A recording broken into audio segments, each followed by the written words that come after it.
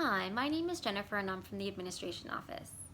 Each month, the Mercer County Library System hosts a short story discussion group on Facebook, and these discussions take place on the first Wednesday of the month. This month's short story is Harrison Bergeron. Before I share with you the story, I would like to tell you a little bit about Kurt Vonnegut. He was born in Indianapolis in 1922 and died in New York in 2007 at the age of 84.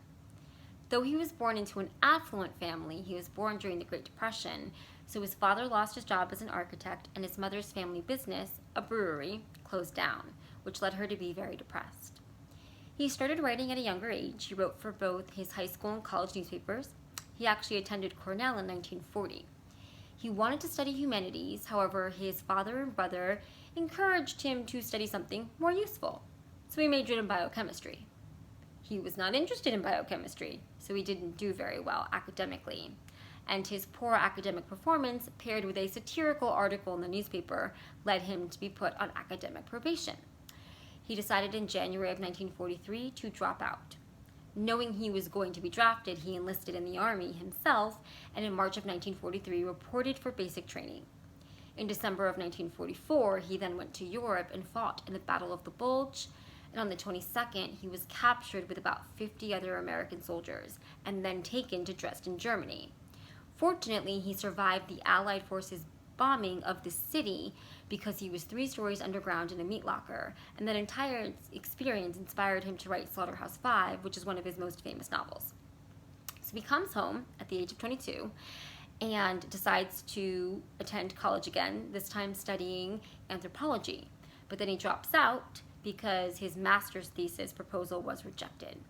So then he gets a job at GE as a publicist, and while working there, publishes his first 2 short stories. Then decides, I'm going to quit and become a full-time writer. And he did find success because in 1952 he published his first novel, and it was well received by the critics. Unfortunately, he struggled financially while writing, so in the mid-1960s he contemplated quitting for good. Then he was offered a teaching position, then received the Guggenheim Fellowship so he could research for his novel Slaughterhouse-Five in Germany. So what sets Vonnegut apart as a writer? Why was he so successful? Interestingly enough, he brought acclaim to the science fiction genre. We think of it as being extremely popular, and it is, today. Such was not the case at its inception. In fact, when Vonnegut was writing, the science fiction genre was considered a lesser-than genre, a cop-out genre. However, because Vonnegut so successfully married science fictional elements with satire to create social commentary, the genre grew in the esteem of not only the public, but also writers. This social commentary was present in both his novels and his short stories, and you will see the social commentary in today's short story, Harrison Bergeron. The story is set in a futuristic world where everyone is equal, and through his social commentary, Vonnegut forces the reader to ask questions about equality and the control of the government. Without further ado, here is Harrison Bergeron. The year was 2081, and everybody was finally equal. They weren't only equal before God and the law, they were equal every which way. Nobody was smarter than anybody else. Nobody was better looking than anybody else. Nobody was stronger or quicker than anybody else. All this equality was due to the 211th, 212th, and 213th Amendments to the Constitution, and to the unceasing vigilance of agents of the United States Handicapper General. Some things about living still weren't quite right, though. April, for instance, still drove people crazy by not being springtime. And it was in that clammy month that the HG men took George and Hazel Bergeron's 14-year-old son, Harrison, away. It was tragic, all right, but George and Hazel couldn't think about it very hard. Hazel had a perfectly average intelligence, which meant she couldn't think about anything except in short bursts. And George, while his intelligence was way above normal, had a little mental handicap radio in his ear. He was required by law to wear it at all times. It was tuned to a government transmitter. Every 20 seconds or so, the transmitter would send out some sharp noise to keep people like George from taking unfair advantage of their brains. George and Hazel were watching television. There were tears on Hazel's cheeks, but she'd forgotten for the moment what they were about. On the television screen were ballerinas. A buzzer sounded in George's head. His thoughts fled in panic, like bandits from a burglar alarm. "That was a real pretty dance, that dance they just did," said Hazel. "Huh?" said George. "That dance, it was nice," said Hazel. "Yup," said George. He tried to think a little about the ballerinas. They weren't really very good. No better than anybody else would have been anyway. They were burdened with sash weights and bags of birdshot, and their faces were masked so that no one, seeing a free and graceful gesture or a pretty face, would feel like something the cat drug in. George was toying with the vague notion that maybe dancers shouldn't be handicapped. But he didn't get very far with it before another noise in his ear radio scattered his thoughts. George winced. So did 2 of the 8 ballerinas. Hazel saw him wince. Having no mental handicap herself, she had to ask George what the latest sound had been. "Sounded like somebody hitting a milk bottle with a ball-peen hammer," said George. "I think it would be real interesting, hearing all the different sounds," said Hazel, a little envious. "All the things they think up." Said George. "Only if I was handicapper general, you know what I would do?" said Hazel. Hazel, as a matter of fact, bore a strong resemblance to the handicapper general, a woman named Diana Moon Glampers. "If I was Diana Moon Glamper," said Hazel, "I'd have chimes on Sunday, just chimes, kind of in honor of religion." "I could think if it was just chimes," said George. "Well, maybe make 'em real loud," said Hazel.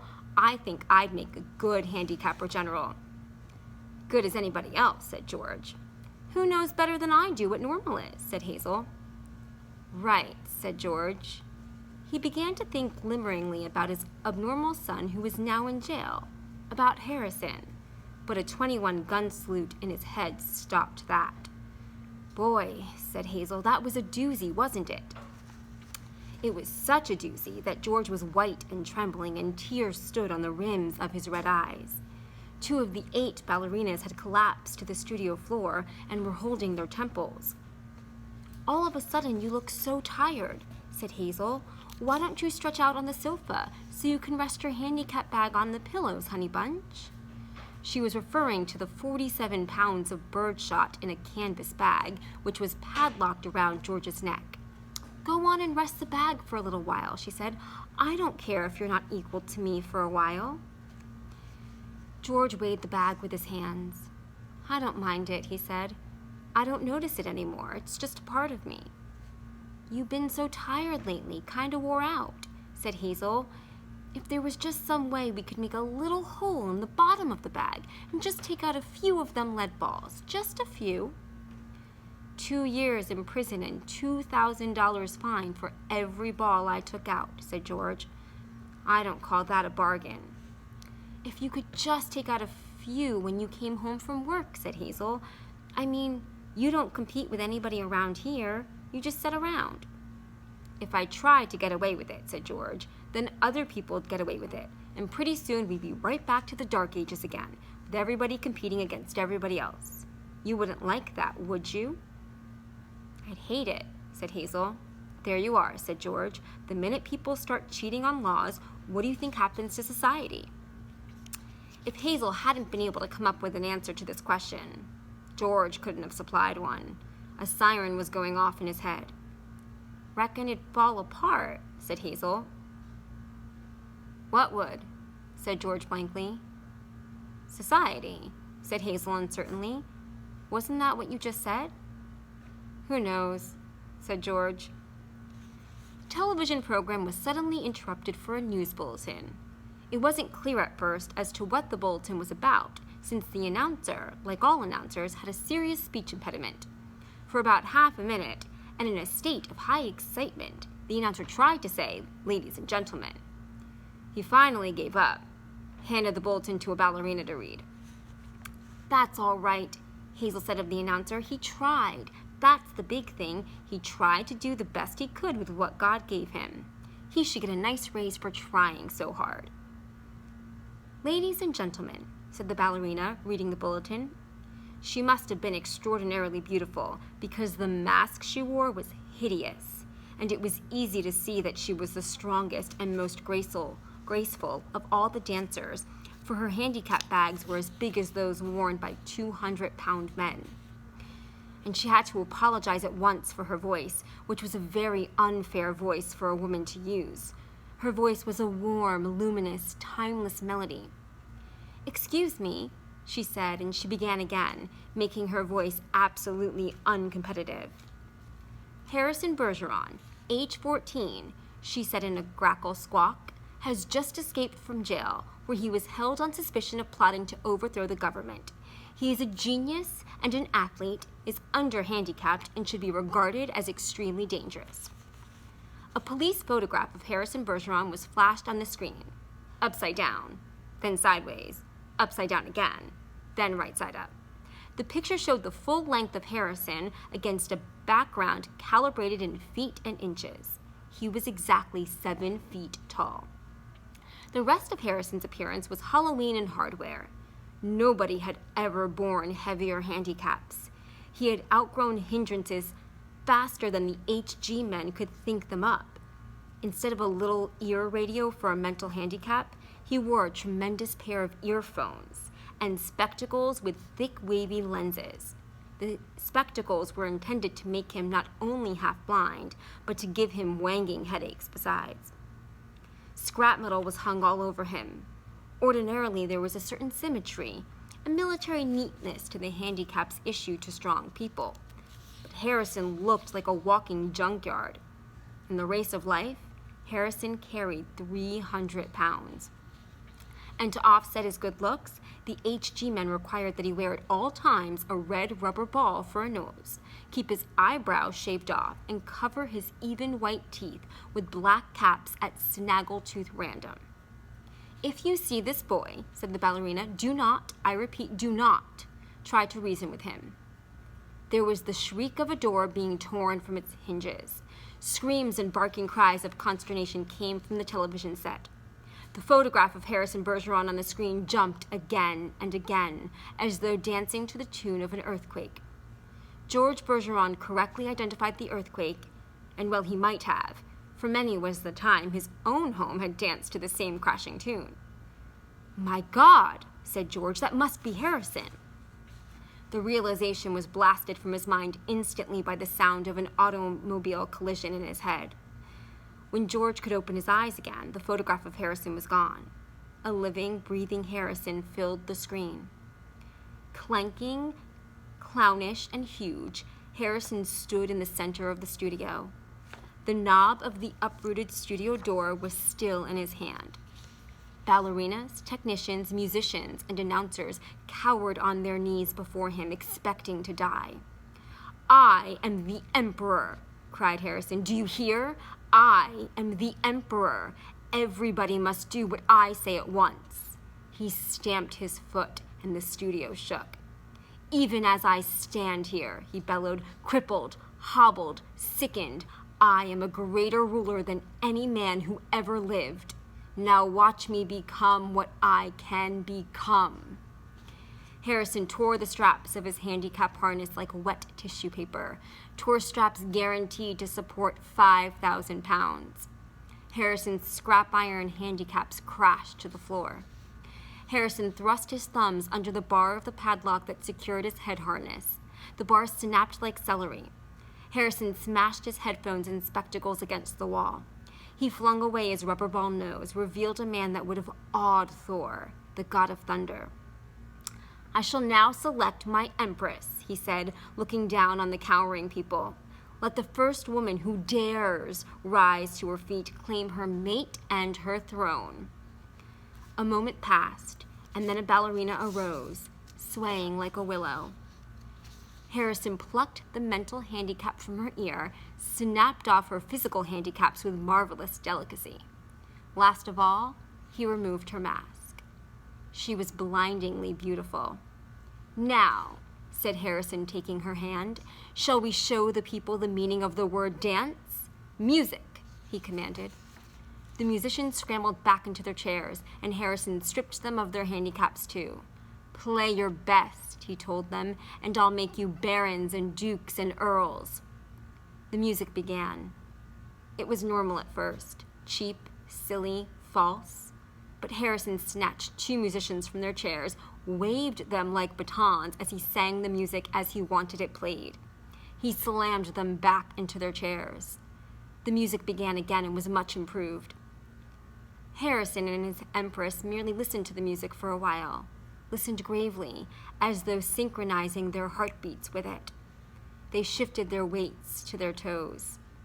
Harrison placed his big hands on the girl's tiny waist, letting her sense the weightlessness that would soon be hers. And then, in an explosion of joy and grace, into the air they sprang. Not only were the laws of the land abandoned, but the law of gravity and the laws of motion as well. They reeled, whirled, swiveled, flounced, capered, gambled, and spun. They leaped like deer on the moon. The studio ceiling was 30 feet high, but each leap brought the dancers nearer to it. It became their obvious intention to kiss the ceiling. They kissed it. And then, neutralizing gravity with love and pure will, they remained suspended in air inches below the ceiling, and they kissed each other for a long, long time. It was then that Diana Moon Glampers, the handicapper general, came into the studio with a double-barreled 10-gauge shotgun. She fired twice, and the emperor and the empress were dead before they hit the floor. Diana Moon Glampers loaded the gun again. She aimed it at the musicians and told them they had 10 seconds to get their handicaps back on. It was then that the Bergeron's television tube burned out. Hazel turned to comment about the blackout to George, but George had gone out into the kitchen for a can of beer. George came back in with the beer, paused while a handicap signal shook him up, and then he sat down again. "You been crying?" he said to Hazel. "Yep," she said. "What about?" he said. "I forget," she said. "Something real sad on television." "What was it?" he said. "It's all kind of mixed up in my mind," said Hazel. "Forget sad things," said George. "I always do," said Hazel. "That's my girl," said George. He winced. There was the sound of a riveting gun in his head. "Gee, I could tell that one was a doozy," said Hazel. "You can say that again," said George. "Gee," said Hazel, "I could tell that one was a doozy." We hope you join us this Wednesday night at 8 p.m. for a discussion of this story.